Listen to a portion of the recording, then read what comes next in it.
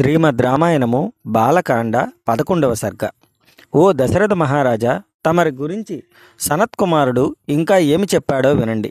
రాబో కాలంలో ఇక్ష్వాకు వంశంలో ధర్మాత్ముడు శీలవంతుడు అయిన దశరథుడు అనే రాజు జన్మిస్తాడు. ఆయనకు పుత్ర సంతానము కలుగదు. రోమపాదుడు దశరథునకు మిత్రుడు. దశరథుడు రోమపాదుని వద్దకు వెళ్ళి ఋష్యశృంగుని అయోధ్యకు పంపమని, తనకు పుత్ర సంతానము కలిగేట్టు ఒక యాగం చేయించమని అర్థిస్తాడు. దానికి రోమపాదుడు అంగీకరిస్తాడు. రోమపాదుడు ఋష్యశృంగుని అయోధ్యకు పంపుతాడు.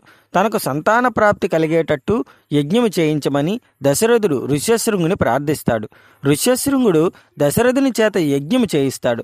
ఫలితంగా దశరథునకు అమిత పరాక్రమవంతులు వంశోద్ధారకులు అయిన 4 పుత్రులు కలుగుతారు అని సనత్కుమారుడు చెప్పగా నేను విన్నాను. కాబట్టి ఓ దశరథ మహారాజా, ఆ మహర్షి మాటలు తప్పవు. నీవు వెంటనే అంగదేశమునకు స్వయముగా పోయి ఋష్యశృంగుని తీసుకొని రమ్ము, యజ్ఞము చేయింపుము, నీకు పుత్ర సంతానము కలుగుతుంది అని సుమంతుడు చెప్పాడు. ఆ మాటలకు ఎంతో సంతోషించాడు దశరథుడు.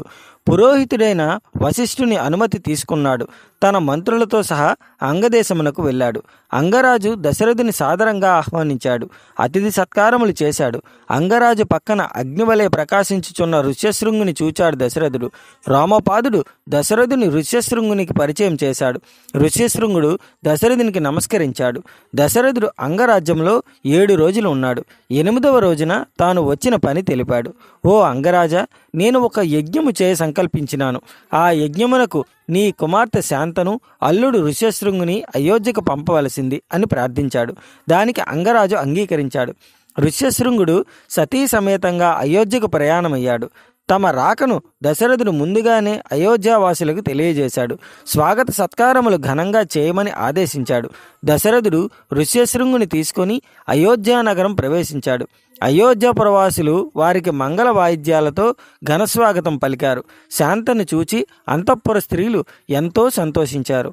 ఆమెను సాదరంగా ఆహ్వానించారు. శాంత ఋష్యశృంగుల అయోధ్యలో కొంతకాలం ఉన్నారు. ఇది వాల్మీకి విరచిత రామాయణ మహాకావ్యంలో బాలకాండలో 11వ సర్గ సంపూర్ణము.